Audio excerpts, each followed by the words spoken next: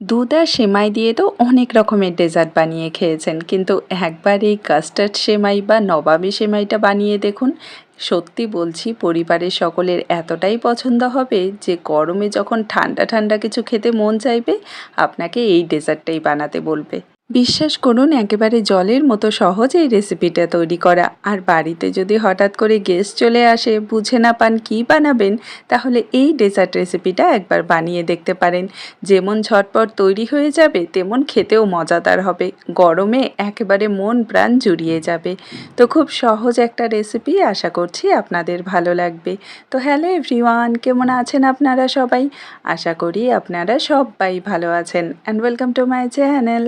চলুন তাহলে আর দেরি না করে শুরু করি আজকের এই দুধ আর সেমাই দিয়ে তৈরি একেবারে ঠান্ডা ঠান্ডা মজাদার ডেজার্ট রেসিপি। তো প্রথমেই একটা মিক্সিং বোলে আমি নিয়ে নিচ্ছি 1 প্যাকেট সেমাই। এখানে আমি 20 টাকা দামের যে ভাজা সেমাইয়ের প্যাকেটটা পাওয়া যায়, পাতলা পাতলা সেমাইয়ের, সেটাই নিয়েছি। আপনারা যদি কাঁচা সেমাই দিয়ে ডেজার্টটা বানাতে চান সেটাও বানাতে পারবেন, কিন্তু চেষ্টা করবেন এরকম পাতলা সেমাইটা নেওয়ার। মোটা সেমাই দিয়ে বানালে ডেজার্টটা দেখতে অতটা ভালো লাগে না, খেতেও অতটা ভালো লাগে না। তো এখানে সেমাইটাকে আমি হাত দিয়ে একটু ছোট ছোট করে টুকরো করে নিচ্ছি। মিক্সারে দিয়ে কিন্তু এটা টুকরো করতে যাবেন না, একেবারে ফাইন পাউডার হয়ে যাবে। হাত দিয়ে এভাবে ছোট ছোট টুকরো করে নিতে হবে। তো খুব বেশি গুঁড়ো করার প্রয়োজন নেই। যদি মেজারিং কাপে মেপে বলি, এখানে প্রায় 1 কাপের মতো সেমাই আছে। তো এবারে এই সেমাইটাকে আমি সাইডে রেখে দিচ্ছি। অন্যদিকে এখানে একটা ফ্রাই প্যান আমি বসিয়ে দিয়েছি, আর এর মধ্যে দিয়ে দিচ্ছি 1 চামচ ঘি। এই রেসিপিটা তৈরি করতে কিন্তু খুব বেশি ঘিয়েরও দরকার পড়বে না, 2 চামচ ঘিতেই আপনারা পুরো ডেজার্টটা বানিয়ে নিতে পারবেন। তো এখানে নাড়াচাড়া করে ঘিটা আমি হালকা গরম করে নিয়েছি। এবারে এই ঘিয়ের মধ্যে আমি দিয়ে দেব কিছুটা পরিমাণ ড্রাই ফ্রুট। এখানে আমি কাজু আর আমন্ড নিয়েছি, পরে কিশমিশও কিছুটা অ্যাড করব। ড্রাই ফ্রুট আপনারা নিজেদের স্বাদ মতো বা নিজেদের পছন্দ মতো যেটা মন চাবে সেটা দিয়ে দিতে পারবেন। আর এই ডেজার্টটাতে এই ভাজা ড্রাই ফ্রুটের টেস্টটা কিন্তু দারুণ লাগবে। তো এখানে দেখুন কাজু আর আমন্ডটা কিছুটা ভাজা হয়ে গেছে। তো এর মধ্যে এখন আমি সামান্য একটু কিশমিশও অ্যাড করে দিচ্ছি। কিশমিশটা যেহেতু খুব তাড়াতাড়ি ভাজা হয়ে যায়, তাই কাজু বাদাম মোটামুটি একটু ভাজা হয়ে গেলে তারপরে দিয়ে দেবেন, না হলে কিন্তু কিশমিশটা পুড়ে যাবে। তো যাই হোক, এখানে দেখুন হালকা লালচে কালার চলে এসেছে। তো এর থেকে বেশি আর ভাজবো না। এবারে এই ড্রাই ফ্রুটগুলো আমি একটা আলাদা বাটিতে তুলে নেব, আর এগুলোকে আমি সাইডে রেখে দেব। আর ওই একই ফ্রাই প্যানে আমি আরও 1 চামচের মতো ঘি দিয়ে দিচ্ছি।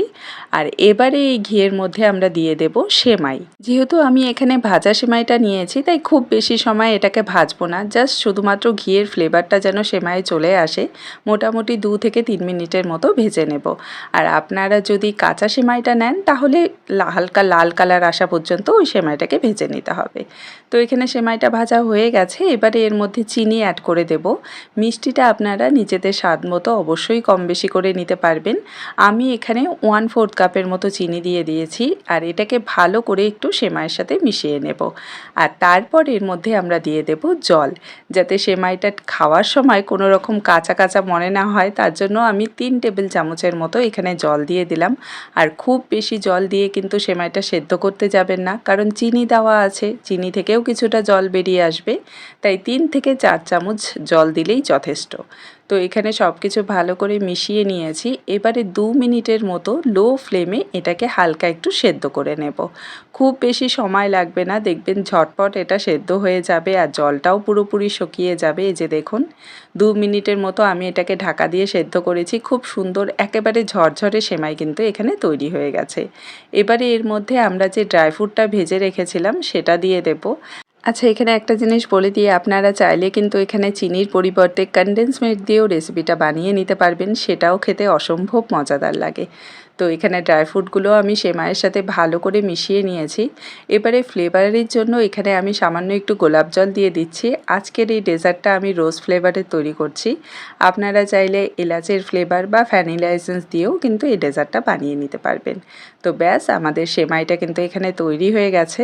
এবারে এই সেমাইটাকে আমি আলাদা একটা পাত্রে নামিয়ে নেব আর পুরোপুরি ঠান্ডা করে নেব। আচ্ছা, তো সেমাইটা নামিয়ে নিয়েছি। এবারে ওই ফ্রাই প্যানে আমি দিয়ে দিচ্ছি 2 কাপ তরল দুধ। এখানে আমি আগে থেকে জাল করা দুধটা নিয়েছি, তাই জাল করার পর দুধের ওপর যে সরটা পড়ে থাকে সেটাও আমি এখানে দিয়েছি। তো এখন নাড়াচাড়া করে দুধটাকে হালকা একটু গরম করে নেব আর তারপর এর মধ্যে দিয়ে দেব চিনি। তো এখানে আমি 1/3 কাপ চিনি নিয়েছি। মিষ্টিটা আবারও বলছি আপনারা নিজেদের স্বাদ মতো কম বেশি করে নিতে পারবেন। আর চিনিটা দুধের সাথে ভালো করে মিশিয়ে নেওয়ার পর দেখবেন যে দুধটা আরও কিছুটা পাতলা হয়ে যাবে। তো 2 থেকে 3 মিনিটের মতো দুধটাকে আর একটু জাল করে নেব। আর যতক্ষণ এই দুধটা জাল হচ্ছে ততক্ষণে চলুন একটা ছোট্ট কাজ করে নিই। তো এখানে একটা বাটিতে আমি নিয়ে নিচ্ছি 1 টেবিল চামচ কর্নফ্লাওয়ার, তার সাথে দিয়ে দিচ্ছি 2 টেবিল চামচ গুঁড়া দুধ আর দিয়ে দিচ্ছি 1 টেবিল চামচ কাস্টার্ড পাউডার। ঠিক আছে? তো এই সব কিছু ভালো করে মিশিয়ে নেব। তার জন্য এখানে আমি হাফ কাপের মতো তরল দুধ অ্যাড করে দিচ্ছি। আর দুধটা কিন্তু একদম রুম টেম্পারেচারে আছে, আগে থেকে জাল করা দুধ নিয়েছি। তো সব কিছু দুধের সাথে ভালো করে মিশিয়ে এখানে একটা মিশ্রণ রেডি হয়ে গেছে। এবারে এই মিশ্রণটাকে আমরা দুধের মধ্যে অ্যাড করে দেব। আর এই সময় ফ্লেমটা কিন্তু একদম লোতে রাখতে হবে, কারণ এই মিশ্রণটা দেওয়ার পর দুধ কিন্তু খুব তাড়াতাড়ি ঘন হয়ে যাবে। আশা করি আপনারা দেখেই বুঝতে পারছেন যে নিমিষের মধ্যেই কিন্তু দুধটা ঘন হতে শুরু করেছে। তো এবারে আর কিছুই না, অনবরত নাড়াচাড়া করে এই মিশ্রণটাকে মানে এই দুধের মালাইটাকে আমাদের আরেকটু গাঢ় করে নিতে হবে। আর এই মালাইটাতে আমি এক্সট্রা করে কোনো ফ্লেভার অ্যাড করছি না, যেহেতু আমি ভ্যানিলা ফ্লেভারে কাস্টার্ড পাউডারটা ব্যবহার করেছি। তো এখানে দেখুন আস্তে আস্তে জাল করতে করতে অনেকটাই মালাইটা গাঢ় হয়ে এসেছে। ব্যাস এই সময় কিন্তু ফ্লেমটাকে অফ করে দিতে হবে, কারণ এই মালাইটা ঠান্ডা হয়ে যাওয়ার পর আরও কিছুটা ঘন হয়ে যাবে। তো এবারে এই মালাইটাকে আমি ফ্লেম অফ করে সাইডে রেখে দেবো হালকা একটু ঠান্ডা হওয়ার জন্য। আর আজকের এই ডেজার্টটা সেট করার জন্য আমি এখানে একটা কাচের বোল নিয়েছি। আপনারা যে কোনো পাত্রে ডেজার্টটা সেট করে নিতে পারবেন, কোনো অসুবিধা নেই। তো এবারে সেমাইটা যে আমরা রেডি করে রেখেছিলাম সেটা অর্ধেকটা পরিমাণ দিয়ে একটা লেয়ার তৈরি করে নেব। খুব সহজেই একটা চামচ দিয়ে প্রেস করে দেখবেন যে সহজেই এটা লেয়ারটা আর কি তৈরি হয়ে যাবে। আর তারপর আমরা যে কাস্টার্ডের মিশ্রণটা রেডি করে রেখেছিলাম মানে দুধের যে মালাইটা, সেটাও অর্ধেকটা পরিমাণ দিয়ে একটা লেয়ার বানিয়ে নেব। ঠিক আছে?